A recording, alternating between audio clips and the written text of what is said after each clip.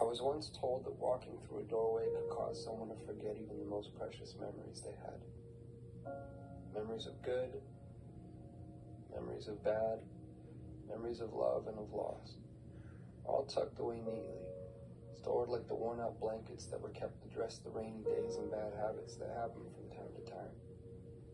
Or what it felt like to rest your head on a friend's shoulder that still carries with it the creases from where you last placed your heart. Just like that. Gone within a single step.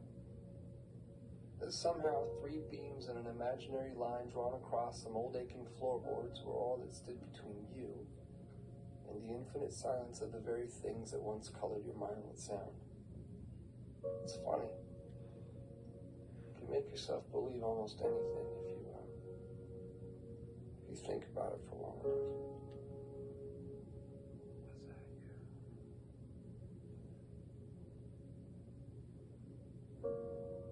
I was once told that the love I felt beating inside my chest was nothing more than my mind playing an unfair trick on my heart.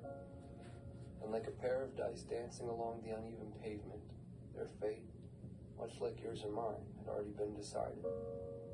That even the cracks that drew their faults between 2 opposing sides could not escape a fate that was always destined to be sealed. To think that someone could actually believe that the swelling tides of my heart were no more than an anxious highway of ins and outs, anchoring my imagination to the castles I've been building in the sky. Well, maybe they are the crazy one. Then again, I have been known to misplace my hope in the way things fall. And if I had to confess, there stands a greater chance that I've all but lost my mind in here. So I suppose it's better off this way. Because I've always believed that the odds of finding what you seek tend to favor those who are open to seeking them in the first place. And I, for one, have never quite understood how odds stand to get even without that frame in mind.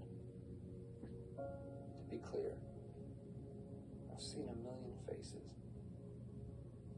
I've seen a million different faces, each one mirroring that of your own. And still, none of them have felt like home to me. None of them have felt like you. So here we are.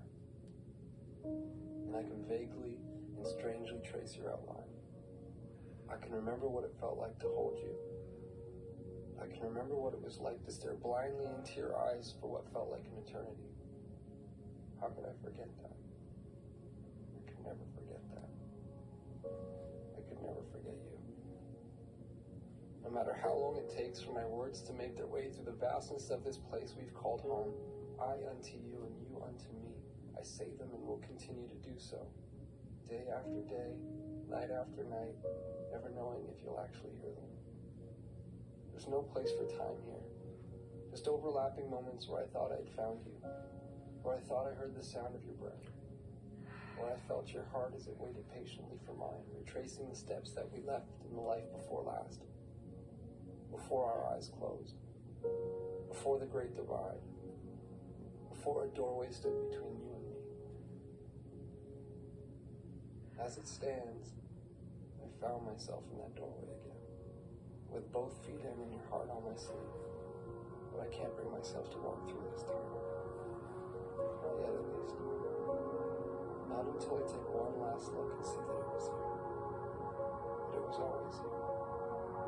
Our hearts strung across those old fragile floorboards, the silhouettes of each and every one of our memories playing out like a story that we both know we've seen before. I remember now. This was when I first found you. Beyond those closed doors.